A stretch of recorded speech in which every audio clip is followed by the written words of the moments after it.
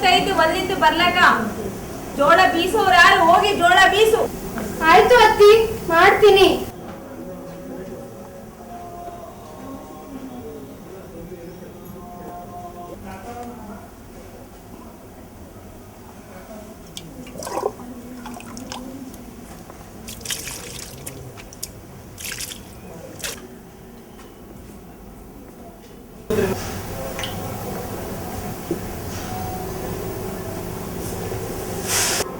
ಪದ್ಮ, ಇದು ಯಾವ ಈಗ ತಾನೇ ಮಲ್ಲಮ್ಮ ಹೊಲ್ಲಿಂದ ಬಂದಾಳೆ. ಪುನಃ ಒಳಗೆ ಬೀಸಲು ಹೇಳಿರುವೆ. ಬೇರೆ ಸಂದ್ರೆ ಏನ್ ಮಾಡ್ತಿದ್ದಾರೆ? ಅವ್ರನ್ನ ಹೇಳಿರುವುದಿಲ್ಲ. ಆಯ್ತು, ಮಾಡ್ತಾರೆ ಬಿಡ್ರಿ. ಅಕ್ಕ ದೊಡ್ಡವಳು, ಮನೆ ನೋಡ್ಕೋತಾಳೆ. ತಂಗಿ ಇನ್ನು ಚಿಕ್ಕವಳು, ಅವಳಿಗೆ ತಿಳಿಯುವುದಿಲ್ಲ. ನಾನು ಮಾಡ್ತೀನಿ. ಮಾವಂದಿರೆ, ನೀವು ಹೋಗಿ ವಿಶ್ರಾಂತಿ ಪಡೆಯಿರಿ.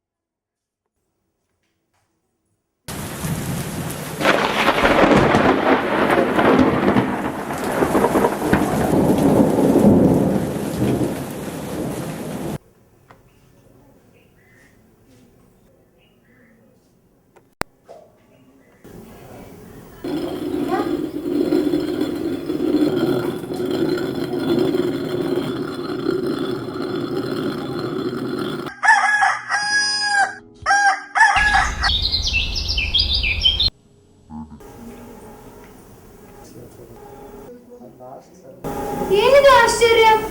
ಎಲ್ಲ ಜೋಳನೂ ಬೀಸಲಾಗಿದೆ. ಅತ್ತೆ ಅಂತೂ ಮಾಡುವುದಿಲ್ಲ, ನೆಗಡಿಯಂದರೂ ಕೂಡ ಮಾಡುವುದಿಲ್ಲ. ಇದಕ್ಕೆ ಆ ನನ್ನ ಮಲ್ಲಯ್ಯನೇ ಕಾರಣ. ಅಯ್ಯೋ ಮಲ್ಲಯ್ಯ, ನಾನೆಂತ ಪಾಪಿ! ನಿನ್ನ ಕೈಗಳನ್ನು ನೋಯಿಸಿದೆನಲ್ಲ. ನಾನು ಮಾಡಿದ ಕೆಲಸ ನೀನು ಮಾಡಿದೆ.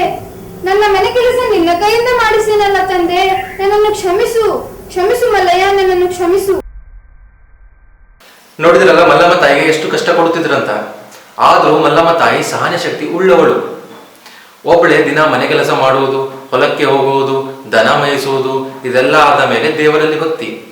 ಆದರೆ ಇಂತಹ ಸಹನಶೀಲರಾದ ರೆಡ್ಡಿ ಮನೆತನದಲ್ಲಿ ಹುಟ್ಟಿದ ನಮ್ಮ ಹೆಣ್ಣು ಮಕ್ಕಳು ಅತ್ತೆ ಗಂಡಂದಿರ ಕಾಟ ತಡಿಲಾರದೆ ವಿಷ ಕುಡಿಯುವುದು, ನೇಣು ಹಾಕಿಕೊಳ್ಳುವುದು, ಸುಟ್ಟಿಕೊಳ್ಳುವುದು ಮಾಡುತ್ತಿದ್ದಾರೆ. ಸಾವು ಒಂದೇ ದಾರಿಯಲ್ಲ. ಎದ್ದು ನಿಂತು ತೋರಿಸಿ. ಆ ತಾಯಿಯನ್ನು ನಮ್ಮ ನಿಮ್ಮೆಲ್ಲರ ಜೀವನದಲ್ಲಿ ಅಳವಡಿಸಿಕೊಳ್ಳಿ. ಒಳ್ಳೆ ಸುಖ ಶಾಂತಿಯಾದ ಜೀವನವನ್ನು ಬಾಳಬೇಕೆಂದು ಆಶಿಸುತ್ತಾ, ಜೈ ಹೇಮ್ ರೆಡ್ಡಿ ಮಲ್ಲ.